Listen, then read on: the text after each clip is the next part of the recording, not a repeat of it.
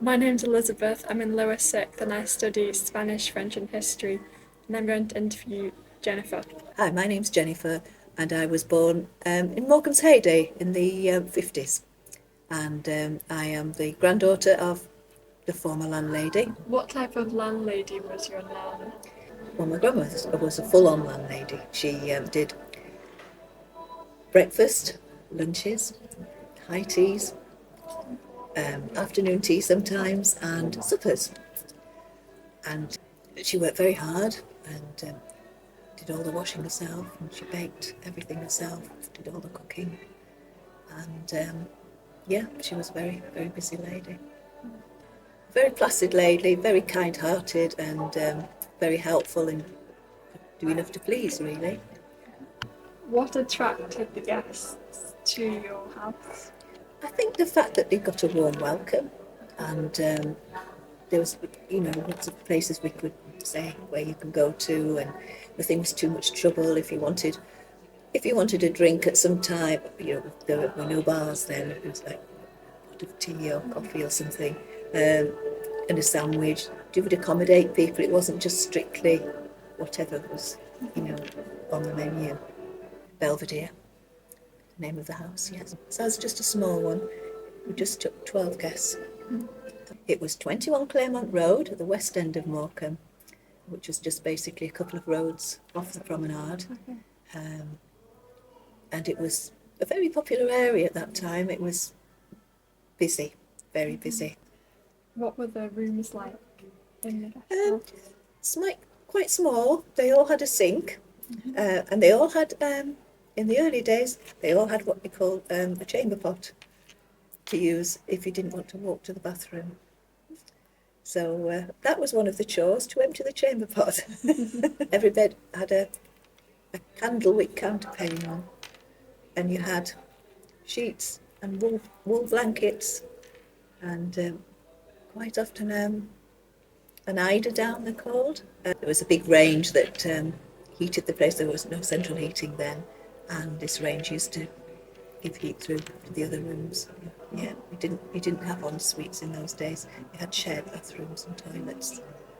Just a gong when the food was ready. Because in those days you had to plan your menu because there were no fridges or freezers. There was just a pantry. So you had to buy, well, we did buy everything fresh, which was really good. No supermarkets in those days. All the shops were all round about, all close by. It was always fish on Friday. People were literally queued down the street. The fishmonger that was there during my time was called George Woodhouse. The kitchen worktop, big kitchen worktop, was on top of a bath, and you had to lift up the worktop and fill up the bath in the kitchen. For the afternoon teas, she used to get a big tray from a shop called Hartley's, which is just round the corner on Albert Road. My mum used to get fresh crabs from across the road to the fishmongers, and we used to sit in the backyard and dress the crabs. Also, we used to buy fresh shrimps. We used to buy them by a jug, which was a pint, and all wrapped in newspaper. And we used to sit and shell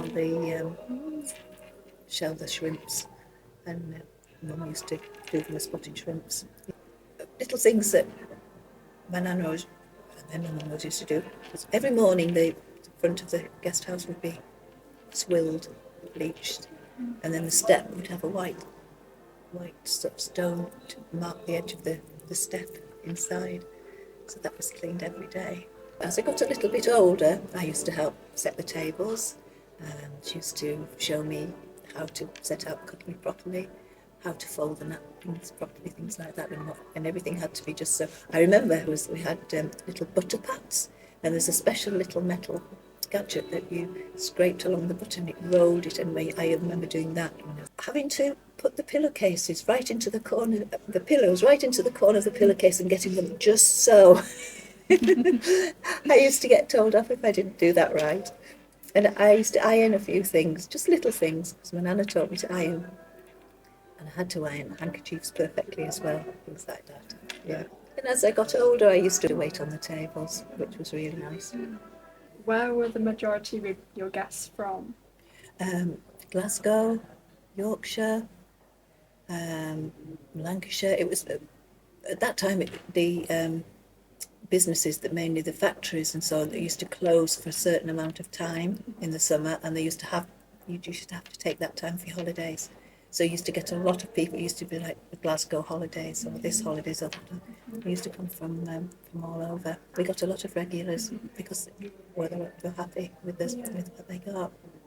My nana was a good cook, so the food was good. I think that's what drew them the most. It could well coming be, back. yes, yeah.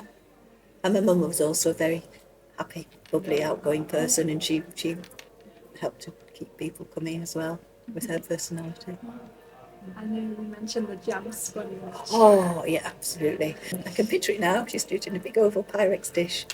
And I remember being taken out, take me out to shows, to the fairground, to the swimming stadium. And there's a place called Harbour Band Arena where used to have entertainment on. It would just be rows and rows of deck chairs where you could go and spend an afternoon, in the sunshine. There was sunshine now. How much did guests pay to stay? Well, the last rate I remember before my mum took over was 12 and sixpence. And that was for breakfast, lunch, high tea or afternoon tea, and suppers. Was that seen as quite reasonable price? Yes, for the it was time? very reasonable. But it was about the norm. But it wasn't a high price. It was good value. What did the guests do on their holidays? Oh, there's so much to do. A lot of people, if it was a good day, just like to go on the beach. There were 2 fun fairs, lots of cinemas, the shows. There were some good shows. The Winter Gardens was really good for shows. I remember being taken to see the Black and White Minstrel show, which I probably wouldn't be able to do these days. There was the Gaiety Theatre, there was the Palace Theatre. So was the Super Swimming Stadium used well? Yeah, Super Swimming Stadium was always busy, and they used to have Miss Great Britain contests then, beauty contests. What did they consist of? Lots of young ladies in swimming costumes being judged for their beauty, basically. Then there used to be synchronised swimmers, things like that. Aqualoonies as well, that used to dress up as clowns and things, and act silly and come off the diving boards. Quite funny. Probably early 60s when my mum took over. We moved back from Lancaster to take over because it was getting too much for my nana. She retired at that point, yes. It got too much for her, yeah. No, I just remember them just being really happy times and just enjoying the life. I used to really get excited when the seasons were coming, when Easter was coming and then Whitsuntide was coming. The place used to come alive. Yeah, great childhood. Really did.